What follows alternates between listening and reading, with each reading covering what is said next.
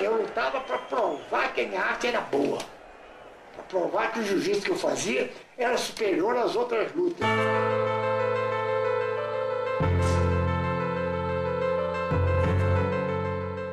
Nos anos 30, o esporte brasileiro tinha um só ídolo, o lutador Hélio Gracie.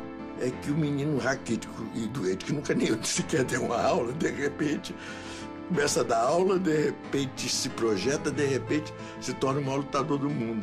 Ele desenvolveu esse jiu-jitsu para fazer com que o jiu-jitsu pudesse ser praticado por pessoas iguais a ele, franzinas, fracas e debilitadas. Os lutadores nem sabiam como perdiam. Com a mão pesada, rapaz. Ele era um guerreiro samurai dos tempos modernos. Para provar a superioridade de sua técnica, Hélio fez de seus filhos e sobrinhos um exército de lutadores.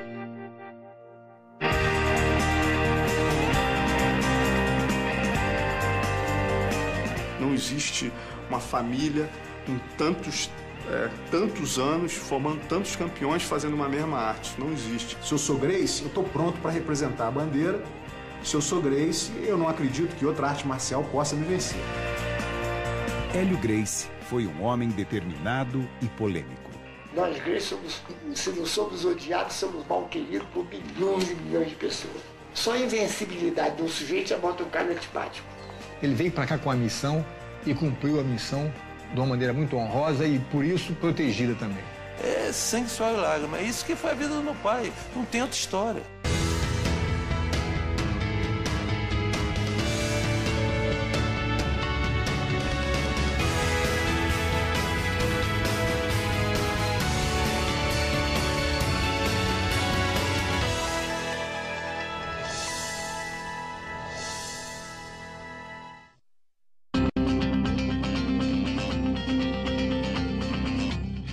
Hélio Gracie foi o primeiro grande ídolo do esporte brasileiro. Nunca teve ninguém no Brasil, nunca teve nem vai ter sujeito mais famoso do que eu fui na minha época. Ao lado de seu irmão Carlos, desafiou todos os lutadores e costumes de seu tempo. Tanto o Carlos quanto o Hélio nunca foram pessoas modestas, no sentido de não reconhecimento dos seus valores. Pelo contrário, eles tinham uma consciência muito grande do valor deles. E essa segurança tinha um motivo: o jiu-jitsu. O cara tinha tanta certeza que a arte dele era melhor que as outras, que ele falava, ó, bota aí, 300 quilos, bota aí que eu pego. Botava desafio no jornal, isso desde os anos 30. Ele estava pronto para morrer pelo jiu-jitsu. A verdade é, ele tinha tanta convicção no negócio que para ele tinha que ser aprovado na hora. Era um fenômeno utilizando um sistema, compreendeu, que ninguém sabia na época. A história do samurai brasileiro começou no norte do Brasil. Hélio Gracie nasceu dia 1º de outubro de 1913, em Belém do Pará. A origem do nome Gracie é escocesa. O pai de Hélio, Gastão, era um empreendedor. Dentre os negócios que ele montou, ele formou um circo, o American Circus. E foi no circo que a família Gracie conheceu um misterioso lutador japonês, Konde Koma. Naquela época ninguém conhecia o jiu-jitsu no Brasil, então o Konde Koma foi a pessoa que trouxe para o Brasil essa atividade japonesa. Meu pai, como era o mais velho dos irmãos e muito arteiro, indisciplinado, meu avô decidiu então levá-lo para aprender jiu-jitsu, isso aos 14, 15 anos. Em 1922, a família Gracie se mudava para o Rio de Janeiro. Era o início de um drama familiar.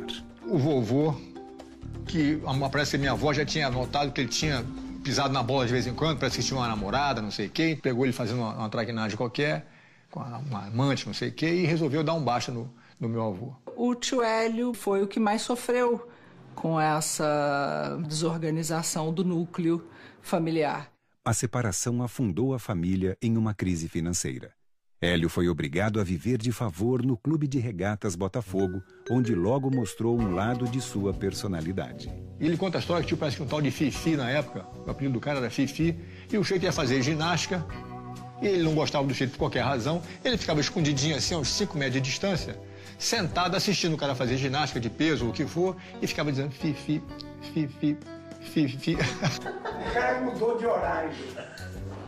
Só às 8 horas da manhã, eu disse, Fifi, Fifi agora tá vindo de manhã cedo, que horas? 6 horas.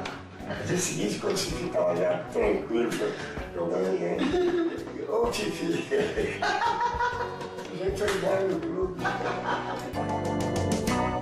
Mas a infância de Hélio foi marcada por uma doença que nenhum médico conseguia explicar. Não podia fazer nada, muito franzino, dizia ele que era sujeito a desmaios. Ninguém sabia por que esse tipo de fraqueza que ele tinha. Por conta, eu acho, dessa instabilidade emocional, porque na época ele foi examinado e não foi constatado nenhum problema físico. A vida do garoto franzino começaria a mudar só em 1925, quando seu irmão Carlos montou a primeira academia Gracie de jiu-jitsu. O tio Hélio e o tio Jorge foram morar com ele. E praticamente, a partir desse momento, ele passou a ser o pai dos 2 irmãos menores. O jiu-jitsu era uma novidade no Brasil. E para conseguir alunos, Carlos adotou uma estratégia ousada. Ele promovia lutas e promovia desafios e dizia no jornal, se você quiser ter um braço quebrado ou uma costela partida, procure o Carlos Gracie. Qual era a maneira que ele tinha de provar? Confronto real. Desafiando os maiores capoeiristas e boxeadores, os irmãos Gracie logo viraram celebridades no Rio de Janeiro. Mas Hélio ficava sempre de fora. O Hélio não dava aula porque o Hélio era muito franzino e doente. Ele não dava aula. Ele vai ficar de olho. Tá assistindo aquele negócio todo dia, acabou aprendendo, decorando esse negócio. E um dia, que ele conta essa história é notória, o Carlos se atrasou, não pôde dar aula. Papai ofereceu-se a dar aula ao aluno. Olha, meus irmãos não estão aqui, se o senhor quiser eu dou a aula. E o sujeito chegou pro Carlos, quando o Carlos voltou, disse pro Carlos, olha, agora eu quero tomar aula com ele, com o Hélio Gracie. Foi aí que o Hélio começou a entrar no jiu-jitsu. Ele acreditou na ideia que o irmão dele mais velho, que ele idolatrava, tinha como quase um pai, passou para ele de que o jiu-jitsu era uma filosofia de vida, era uma religião, era o objetivo deles. Defender aquela arte que era a arte deles. Com 15 anos, Hélio dedicava todo o seu tempo ao jiu-jitsu e começou a desenvolver uma técnica própria baseada nos princípios da alavanca. Ele desenvolveu esse jiu-jitsu para fazer com que o jiu-jitsu pudesse ser praticado por pessoas iguais a ele, franzinas, fracas e debilitadas. Ele realmente tinha muito mais ímpeto do que ele poderia ter naquela estrutura franzina. Ele era um homem que não apresentava nenhum sinal de fraqueza, apesar de saber que ele era um homem fraco. Mas Hélio teria que lutar muito para achar seu espaço no clã. A família já tinha um lutador principal, Jorge, conhecido como Gato Ruivo. Louro, cabelo assim meio avermelhado e tal, de olho azul, cara boa pinta e tal. E era um grande lutador, mas gostava de celebrar, de fazer festa. Ele acabou se rebelando e não querendo ficar ali, se submetendo às regras e à orientação do meu pai 100%. Era a chance de Hélio. E para isso, ele transformou o jiu-jitsu em uma nova modalidade, o Gracie Jiu-Jitsu. E ele então desenvolveu um jiu-jitsu muito mais minucioso e muito mais favorável ao fraco ganhar do mais forte. Porque o marketing Gracie sempre foi o magrinho vencer o forte.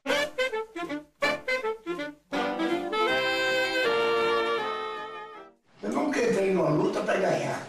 Não perde. Se você não perder, como é que você vai... É questão de como é que você vai virar isso tudo para você ganhar. If you're talking about an actual street fight, we know that over 90%, maybe even higher than that, end up on the ground. A luta em pé, ela é bonita no cinema, ela é plástica, mas a luta se define no chão. Derruba e finaliza no chão, no pescoço, que é o único órgão onde você aperta e você provoca o apagamento do oponente. E Hélio estava determinado a desafiar os maiores de seu tempo. Tio Hélio contra o Fred Ebert teve uma repercussão na imprensa, assim como astro de cinema internacional. O campeão de luta livre norte-americano Fred Ebert era 30 quilos mais pesado do que o adolescente de 18 anos. Vai lutar com um cara 5 quilos mais pesado que você. É complicadíssimo, entendeu? E os jornais previam um massacre, mas a luta acabou interrompida pela polícia. Eu perguntei, papai, quem ganhou a luta? Ele falou, olha, eu fui para casa, ele foi para o hospital. Então... O estilo novo surpreendia a todos, mas o lutador Manuel Rufino dos Santos acusava os Gracie de roubar nas lutas. Uma luta que pudesse cheirar a marmelada, para eles era uma heresia. Aí eles eram extremamente agressivos. O Rufino dos Santos vinha andando, 2 irmãos seguraram o portão para que ninguém entrasse ou saísse do clube. Os outros 2 ficaram na beira da calçada para ninguém separar.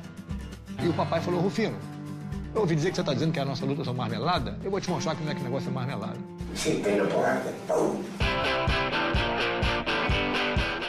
Depois disso, a relação de Hélio Gracie com a imprensa passou a ser de amor e ódio.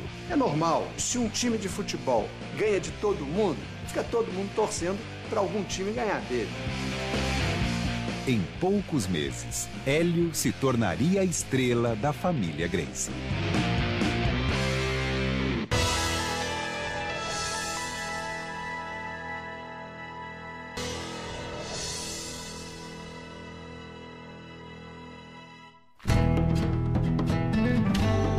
No início dos anos 30, Hélio Gracie e seus irmãos eram um assunto da cidade do Rio de Janeiro.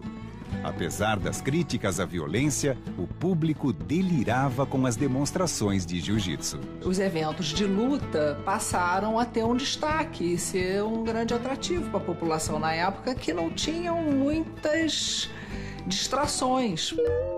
Graças à sua técnica inovadora, Hélio tinha virado a estrela do clã Gracie. Deixado de lado, Jorge decidiu se desligar dos irmãos. A minha família já ali, naquele embrião, já passou a expor as suas divergências publicamente. Mas no auge do sucesso, em 1934, Hélio e seus irmãos seriam condenados pela agressão a Manuel Rufino dos Santos. Eles foram condenados a 2 anos e meio de cadeia e começaram a servir. O Getúlio, quando soube que os irmãos Gracie tinham sido mandados para a cadeia, começou a receber uma pressão da sociedade da época para que soltassem os irmãos Gracie. E assinou o indulto presidencial, tirando todo mundo da cadeia. Então tinha história em quadrinho com Hélio Gracie, tinham reportagens enormes nas principais revistas do Brasil, na Manchete, no Cruzeiro, em todas elas. Era hora de Hélio Gracie testar o jiu-jitsu brasileiro contra um mestre da luta japonesa. O escolhido foi Taro Miyake.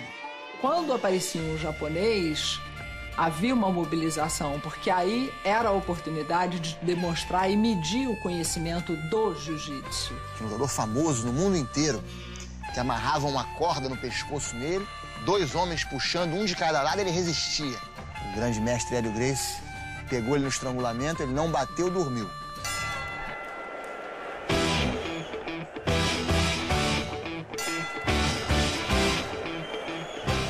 A vitória sobre Miyake levou Hélio a desafiar adversários cada vez mais impressionantes. Eles ficaram aqui para aquela bucha de quem é que vai parar esse sujeito. E com esses desafios, Miyake, Masagoshi, quer dizer, Yano, quer dizer, a pessoa de gente que ia lutar, o Ono, quer dizer, as lutas vinham acontecendo e o prestígio do Hélio Gracie ia cada vez aumentando mais. Hoje eu estou concluindo que os caras ficavam traumatizados com a minha presença, entende? Porque as lutas que eu tive, eu às vezes fico sem entender como é que eu consigo ganhar um quê daquele tamanho. Mas sem ódio, ele enfrentava, compreendeu? Sempre baseado, vamos dizer assim, que eu não sou melhor do que ninguém, mas a minha técnica é insuperável. There's no anger, there's control of your emotions. You control your emotions in a fight, you control your emotions in an argument. Ele sempre falou antes das lutas, meu filho, não bate nos seus adversários. Eu falava, peraí, papai, não bate nos adversários? Quando você quer dar um soco em alguém, você se expõe a levar um soco também.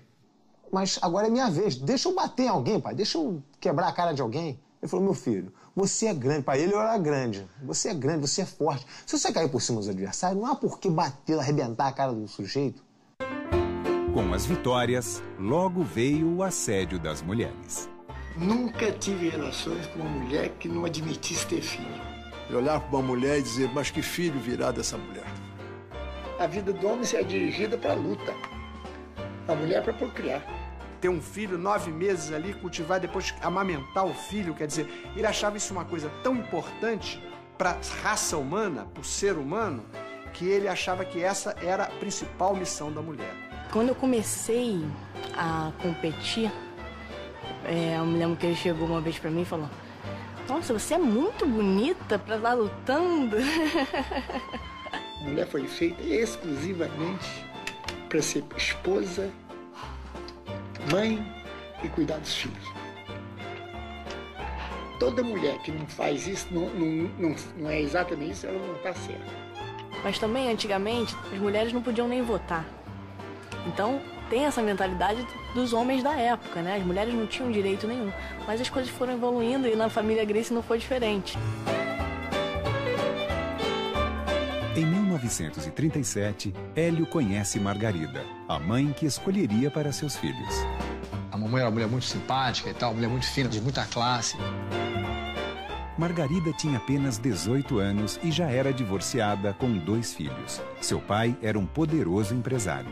E quando o papai se aproximou dela, o meu avô naturalmente falou, pô, esse cara é outro caça-níqueis que vem aí. Eventualmente, a mamãe resolveu que ia casar com o papai mesmo e falou, olha, o negócio é o seguinte, eu vou casar com ela e resolveu e pronto. Era o início de uma nova fase na vida de Hélio Gracie. Mas suas lutas mais importantes ainda estavam por vir.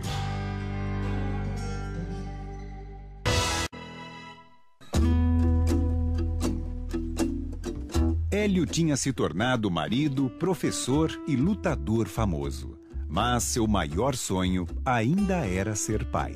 Ele queria ter o timinho dele também, porque o tio Carlos tinha os filhos dele, não sei o quê. O papai sempre queria ter filho, porque ele queria dar ideia de família, foi um cara muito ligado a esse tipo de coisa, sempre gostou muito de criança. Carlos Gracie, que estava viúvo há pouco tempo, faria a Hélio uma oferta incomum. Então ele estava com um monte de filho, casou-se com uma outra mulher que não tratava as crianças muito bem.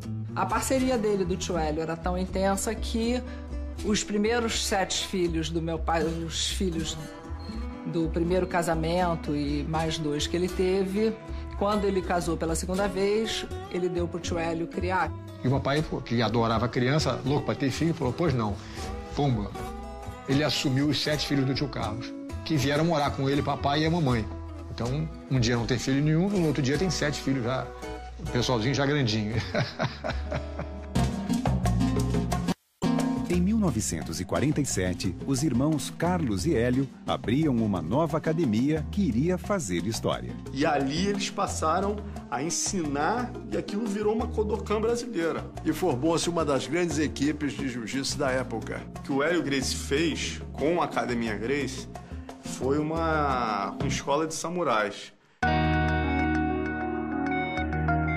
O método que ele criou de defesa pessoal, que atraía as pessoas mais variadas, o pobre, o rico, e, evidentemente, atraía também pessoas muito importantes, não é?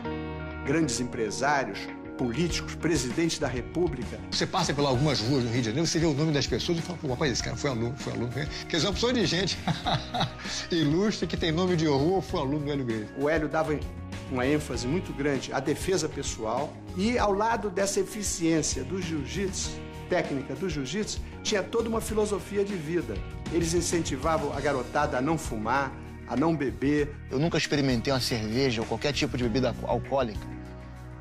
Pelo que eu aprendi com ele, pelo exemplo dele, do meu pai. Eles criaram uma religião. O jiu-jitsu virou uma verdadeira religião, uma doutrina de vida, uma filosofia. É uma coisa realmente impressionante. Só você vivendo perto deles para você ver. Não é à toa que eles têm uma legião tão grande de seguidores, né? Com a academia a todo vapor, Hélio passou a desafiar todos os grandes lutadores brasileiros e internacionais. Hélio Gracie desafiou Uma trupe de japoneses que esteve no Brasil na época, que era formado pela equipe do Kimura. Ao desafiar Masahiko Kimura, o campeão mundial de jiu-jitsu, Hélio teria uma decepção. Ele não aceitou o desafio argumentando que ele, Kimura, era campeão do mundo e o Hélio Gracie era um desconhecido. O Kimura pesava quase o dobro do peso do Hélio Gracie, então não fazia mais do que obrigação como campeão do mundo de ganhar de um lutador leve. Se você quiser lutar com alguém, diz o Kimura, luta com o Kato, que é o vice-campeão do mundo, é só 20 quilos mais pesado que você e vai te ganhar com a mesma facilidade que eu te ganho. Mas antes da luta com Kato, Hélio Gracie quebraria uma costela treinando. Os médicos não queriam deixar lutar. Não queriam deixar lutar com medo de perfurar o pulmão, né? Que é um troço perigoso aberto. Lutaram no Maracanã, primeira luta em 51, setembro de 51, e houve empate. Então ele falou, olha, pro Carlos Gracie, falou, Carlos, eu acho que se eu lutar com esse cara de novo, quando ele estiver bom na costela, eu ganho dele. Revanche em São Paulo.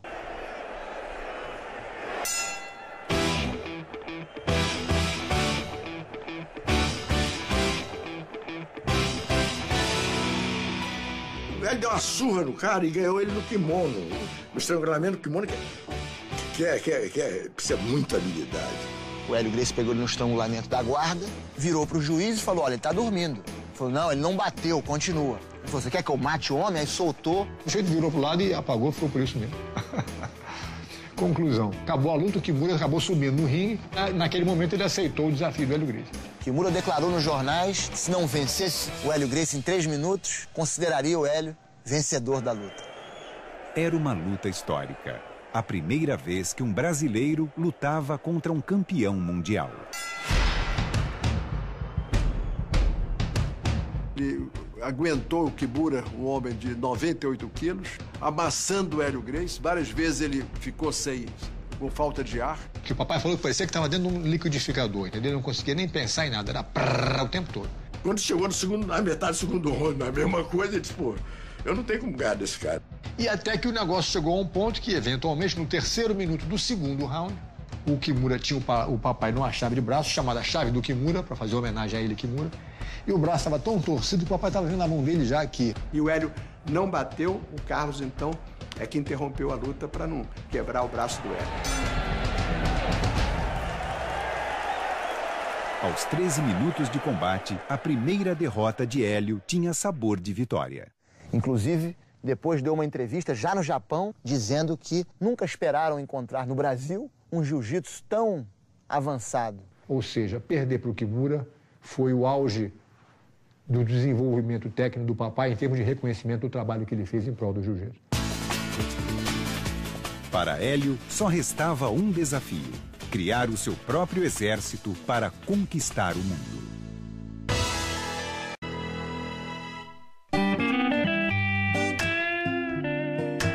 Uma lenda nos ringues, Hélio ainda tinha um desafio pela frente: ter seus próprios filhos. Ele ficou tentando 12 anos a ter filho, não conseguia ter filho.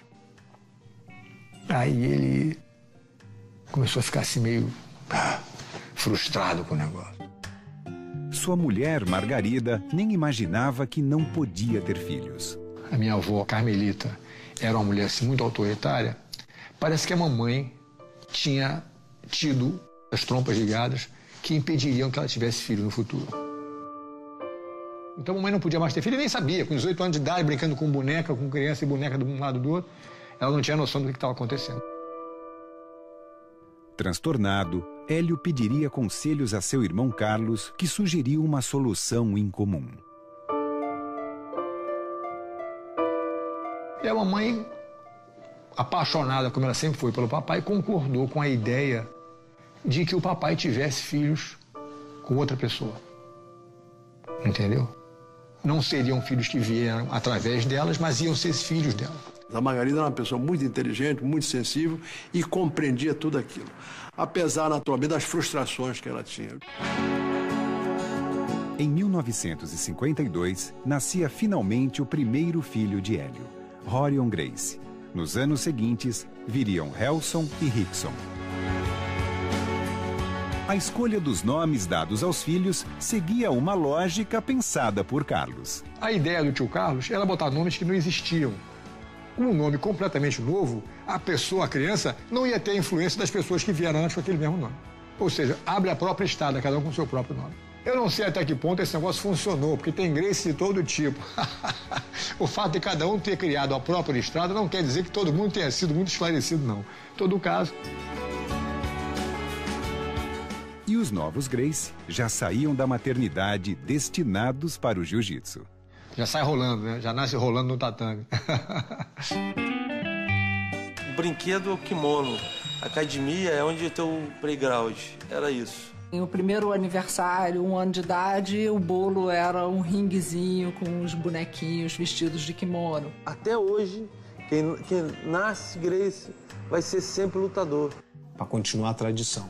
Depois, se tu quiser fazer o que você quiser fazer, você faz. Mas uma vez vocês vão ter que entrar no ringue. Já tive essa conversa com os meus garotos. Tem um de 13, um de 11 e um de 8. E a menina de 4 pergunta, e eu, pai? Você também.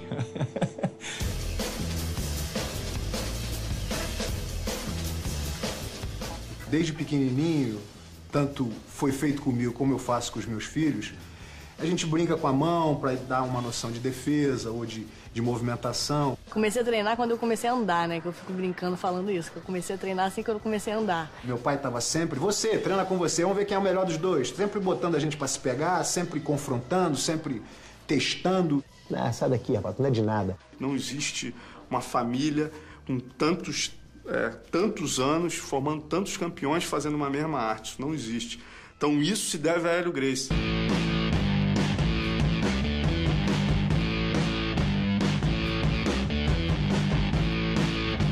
Meu pai sempre foi um general. E o general só é um bom general quando ele tem bons soldados. Afinal de contas, ele estava criando líderes. Isso é uma coisa que na família Gracie tem muito. Tem muito líder, muito chefe, pouco índio. Para abrigar a família que só crescia, os irmãos Hélio e Carlos compraram uma casa em Teresópolis que se tornaria o retiro dos Gracie nas décadas seguintes. Nunca vi uma casa tão maravilhosa. Era quase que você manter um hotel, era uma estrutura de hotel. Os frigoríficos cheios, as dispensas sempre cheias, compra era um batalhão mesmo. As pessoas passavam de carro do lado de fora da casa, em Teresópolis, viam aqueles kimonos pendurados, tudo arrumadinho, certinho, parecia camisa de força. Depois você olhava no gramado central da casa, na lona que tinha no gramado, o pessoal treinando, parecia um asilo de louco, porque a pessoa, todo mundo, 35 crianças se embolando um com o outro. Eles formaram, de fato, uma tribo. Era uma comunidade, a comunidade Gracie. E para alimentar a tribo, Carlos criou uma dieta especial. O Carlos criou um regime alimentar espetacular. Se os brasileiros todos seguissem, nós éramos super-homens. Essa alimentação era baseada na combinação dos alimentos, para que não desse fermentação e para que não desse acidez, para que não enfraquecesse o organismo para as doenças degenerativas e infecciosas. Baseado nessas conversas, eu vou lá do meu irmão. Estou com 89 anos. Não me lembro o último dia que eu fiquei doente. Não me lembro quando é que eu fiquei doente. Não sei. Se eu, Rório, hoje tiver que escolher, fico com a dieta ou fico com o jiu-jitsu, eu escolho a dieta. The Gracie diet is the beginning of all discipline in the Gracie family, and that discipline serves you in so many ways that you can't even imagine. E o resultado disso é que o pessoal realmente cresceu de uma maneira muito saudável. O papai atribui a saúde dele para poder lutar 3 horas e 45 minutos com o Valdemar Santana, que é a luta mais longa da história, porque ele estava com a saúde que permitiu ele fazer isso. Porque nenhum leão não luta 3 horas e 45 minutos. Esta luta histórica seria a sua última luta oficial. Valdemar foi criado com suquinho na Academia Gracie. O Hélio deu toda a sabedoria e o Carlos dos Gracie era Gracie. Por influências de inimigos do Hélio, resolveu desafiar o Hélio. E o Hélio, com aquele espírito guerreiro que ele sempre teve, né?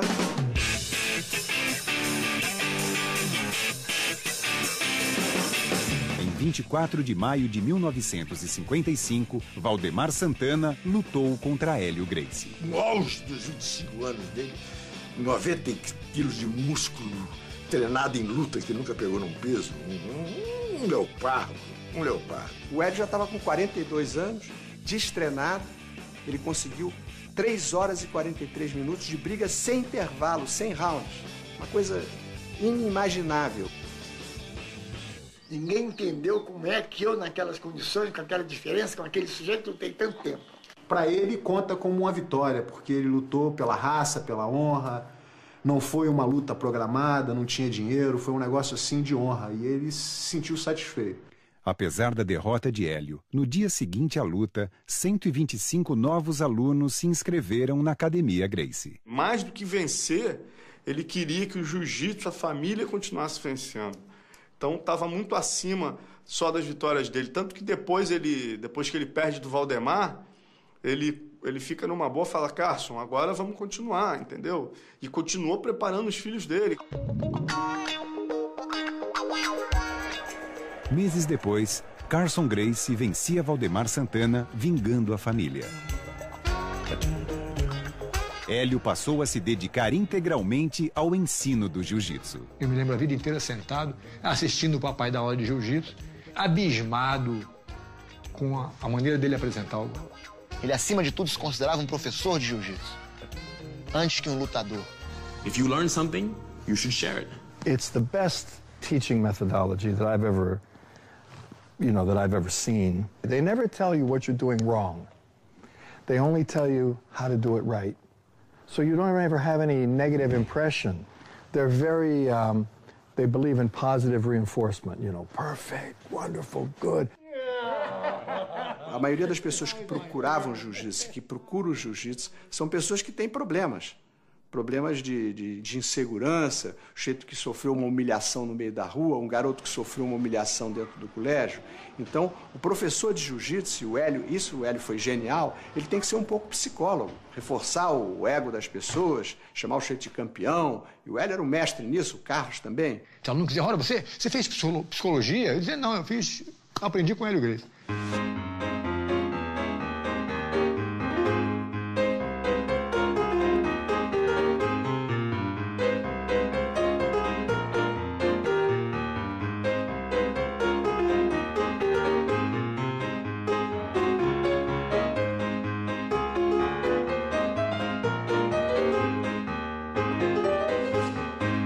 Que é um merda para se sentir o homem. É frouxo para se ficar valente. Tem preço isso. Quero ver o cara ficar melhor do que eu. O método de ensino que o papai desenvolveu para poder atender o aluno é um troço que realmente é inigualável. É o que a gente faz até hoje aqui na academia com muito orgulho. A gente existe para preservar essa memória e esse tipo de ensinamento. Mas com 3 filhos, Hélio ainda sonhava com uma família grande. E eles viriam de um relacionamento com Vera, uma funcionária. Tá voltando da academia e ele me perguntou, meu filho, você gostaria de ter mais irmãos? Eu falei, claro, papai, gostaria de ter mais irmãos. Ele falou, quanto? Eu falei, se eu pudesse, eu queria ter mais 20 irmãos. Ele olhou para mim e falou, olha, você não tem mais 20 irmãos, não, mas você tem mais 4. Mesmo sabendo da existência de uma outra família, Margarida continuou casada com Hélio. Porque o papai sempre dormia lá em casa toda noite. O cara era um artista mesmo, entendeu? Ele não ia dormir fora fim de semana, não existe. Toda noite ele dormia na minha casa. Eu, sendo um caçula de uma primeira geração, eu acompanhei várias vezes a minha mãe chorando pelos cantos. Mas voltar ao negócio, não vai poder mudar, já existe a situação. O papai decidido a continuar apoiando os filhos novos, que tem que apoiar mesmo de qualquer maneira, eu concordo 100%. Ele deu apoio à situação das crianças, a mamãe não ia ficar sozinha, então ela concordou e aceitou a situação. Mas a Margarida era uma pessoa que foi, vamos dizer assim, envolvida naquela visão de filhos. Não era a visão da mulher em si, a visão dos filhos, do respeito aos filhos, compreendeu? Ela, inclusive, chegou a ter um relacionamento com a Vera, saíam, faziam aquilo junto. Quer dizer, aproximaram-se uma das outras. Mas eu não sei se no fundo do coração ela jamais gostou disso. Eu tenho a impressão que ela não gostava dessa situação. Mas eu cresci chamando a mãe do Robert, Margarida, de mãe também. Quer dizer, a minha mãe era mãe, a Margarida era a mãezinha. E ela introduzia meu filho também. E Hélio ainda viveria para ver seus filhos transformarem o Gracie Jiu-Jitsu em um sucesso internacional.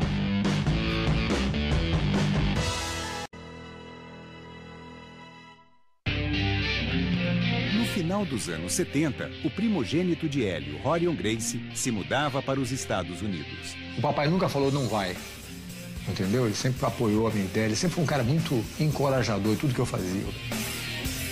Fritando hambúrguer, quebrando pedra, lavando vaso. Passou um sufoco, pediu esmola na rua e tudo. Quando eu cheguei, ele já estava dando aula na garagem. Ali, o jiu-jitsu começava a ganhar o mundo. Bota desafios em jornais. Você gosta de apanhar? Então venha na minha garagem. E eu avisava os alunos que eu tinha na época para ver um cara de karatê para brigar comigo amanhã, terça-feira à noite. E o cara aparecia e o pau comia na garagem. A garagem em Los Angeles logo atraiu alunos famosos. You think you're going to hold me down for 4 seconds? I can hold anybody down for 4 seconds. You know, after that, maybe Yes, okay, get a good hold so I grab him. Ed, please, like a man. So I grab him, you know, ready, go, boom. He's on top of me. And that was it. I said, where do I sign up? I have to learn this. Enquanto Rorion e Royce conquistavam os Estados Unidos, Rickson, treinado por Hélio, se tornava um dos melhores lutadores do mundo.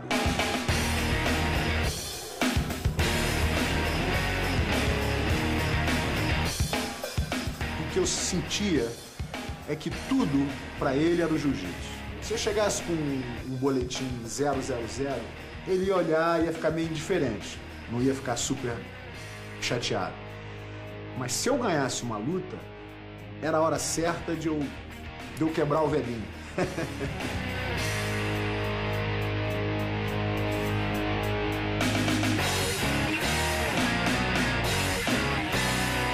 Depois das minhas lutas, ele nunca vinha pra mim com aquela felicidade de surpresa. Ganhou, não há por que celebrar.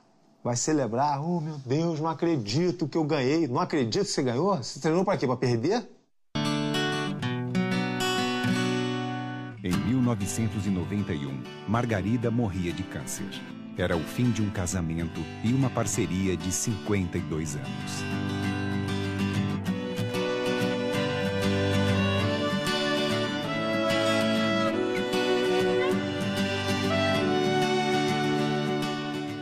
Depois que a Margarida morreu, meu pai ligou para todos nós, pedindo a mão da minha mãe em casamento.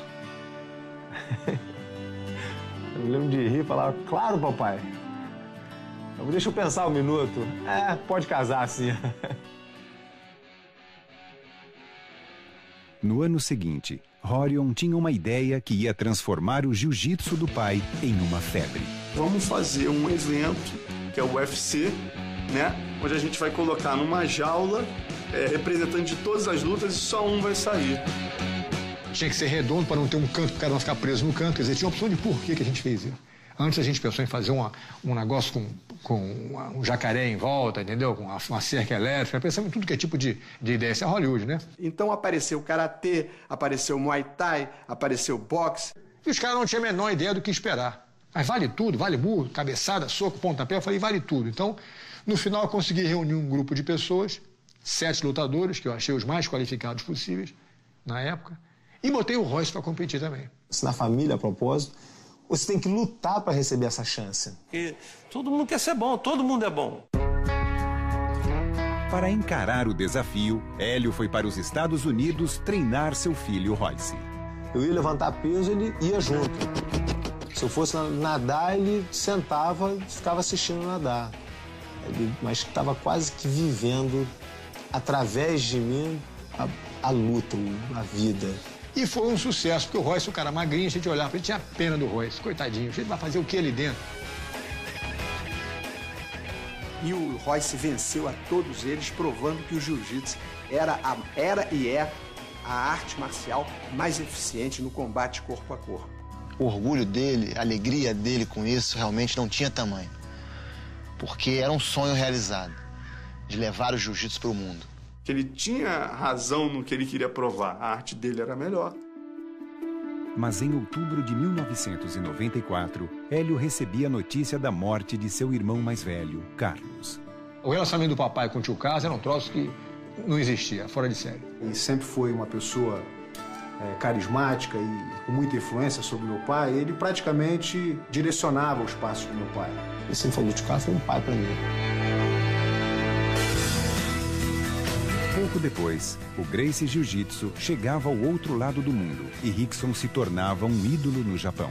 Bem, isso para ele foi um motivo de orgulho tremendo, porque o Rickson lutou, na primeira luta que fez no Japão, lutou com um aluno direto do Kimura, o Ishii, e venceu. O orgulho que ele tinha quando eu estava me aquecendo, a expectativa que ele tinha que eu ia fazer um bom serviço, o reforço dele nas minhas costas era uma coisa que aumentava o meu poder e sempre me dei bem por causa disso. Com quase 90 anos, Hélio mantinha-se ativo, seguindo os filhos pelo mundo. Até os 90 anos, ele todo dia botava o kimono e dava uma aula particular. Ele não parou nunca. Ele continuou com a cabeça funcionando até os 90 e tanto que ele viveu, né? Ficava aqui na academia, dobrando toalha. Pra fazer um suco de melancia, deixa que eu faço. Era o primeiro a correr pra cozinha. Quer dizer, tá sempre aqui ajudando, trabalhando com os alunos, brincando.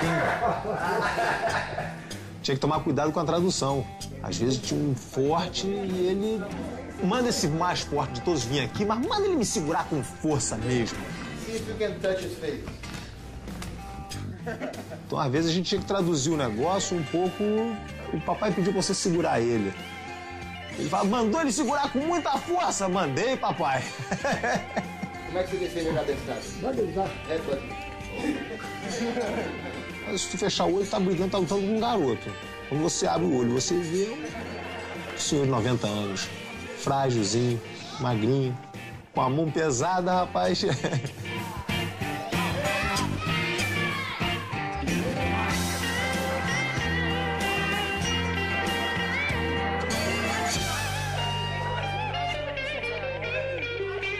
Isso mantinha ele vivo. Hélio Gracie viveu até seus últimos dias com a disciplina de um samurai. Mas em janeiro de 2009, aos 95 anos, ele não resistiria a uma pneumonia. Ele sempre falava assim, ó, meu filho, eu já tô indo para outro mundo. Vocês que vão ficar agora. Aí a gente fala assim, que isso, mestre? Você ainda vai viver muito. And I remember him saying, when I die, there's going to be a funeral, and there's going to be this, and there's going to be that, but don't go to the funeral, 1. 2, they shouldn't even have a funeral, it should be a party. Ele sempre ensinou a gente a ver a passagem, né, para a próxima vida como uma coisa natural. E não ficar triste com isso. Ele, para mim, quando morreu, ele mudou de endereço. Se ele tivesse ido, olha, fui para a China, vou morar na China agora, a gente se vê quando der, mas não vai se ver mais. É a mesma coisa. Hélio Gracie simplesmente saiu de uma forma física cansada e feliz para uma forma espiritual eterna e feliz. Tem que estar pronto, né?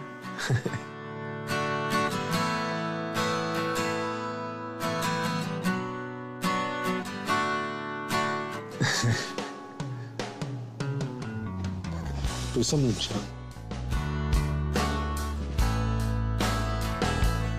Determinação, a perseverança, a justiça, o equilíbrio, a coragem. Tudo que você possa imaginar de virtudes humanas, ele deixou para todos nós. Fazer o sacrifício para poder conseguir as coisas foi uma lição que ele me deu. Ele era um guerreiro samurai dos tempos modernos. Ele tinha aquela mentalidade, né, sempre pronto para morrer, em defesa dos seus princípios, em defesa dos seus ideais. Se você acredita no que faz, vai até a morte. E isso ficou marcado para nós. Hoje, o jiu-jitsu é base do treinamento do exército americano e é praticado em milhares de academias no mundo inteiro. Hélio Gracie, sem dúvida, realizou seu maior sonho: compartilhar seu conhecimento. A filosofia de vida é profissão, né, de milhares de pessoas, né? É uma arte que hoje em dia eu acho que é orgulho para todo brasileiro saber da história do Hélio Gracie, do Carlos, o que essa família fez. There's no way that the name Hélio Gracie will ever be forgotten because of myself and my brother and my father and my uncles, every single one of them.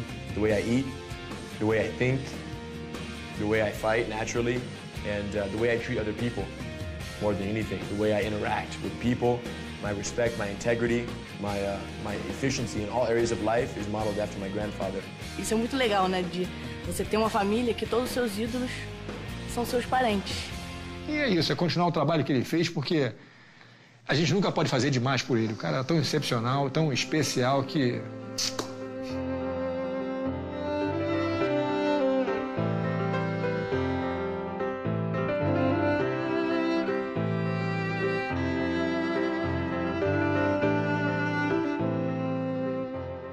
Eu lutava para provar que a minha arte era boa. Para provar que o jiu-jitsu que eu fazia era superior às outras lutas. Foi provado isso, estou feliz da vida.